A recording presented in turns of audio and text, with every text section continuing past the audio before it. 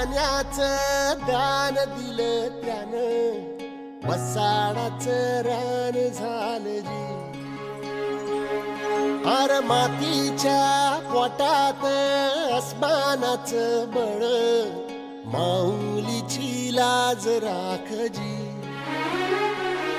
या मिनमिनत्या दिव्याला तू साकड घाल, या तळमळत्या जीवाला ते जाणीव खोल. हे धग धगत्या इकाराला माईची ओल, या रखरखत्या भुईला ते घामाचं मोल.